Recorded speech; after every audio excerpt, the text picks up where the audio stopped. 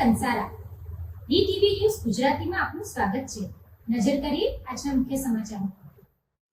અંકલેશ્વર જીઆઈડીસીમાં આવેલી ડાયનામિક કંપનીમાંથી ગુરુવારે જાંબલી રંગના ધુમાડા નીકળતા વિસ્તારમાં કુતૂહલ સર્જાયું હતું। ઘટનાને પગલે આસપાસના વિસ્તારમાં વાતાવરણમાં જાંબલી રંગનું આવરણ જોવા મળતા લોકોમાં ચિંતા ફેલાઈ હતી। પ્રાથમિક માહિતી મુજબ ફૂડ કલર બનાવતી કંપનીના ડ્રાયર વિભાગમાં ફ્લેશ ફાયર અચાનક આગની ઘટના સર્જાતા મોટી માત્રામાં રંગીન ધુમાડો બહાર નીકળ્યો હતો।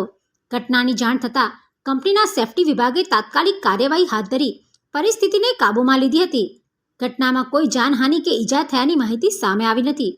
જોકે જાંબલી રંગના ધુમાડાના કારણે સમગ્ર વિસ્તારમાં ચર્ચા અને કુતૂહલનું વાતાવરણ સર્જાયું હતું।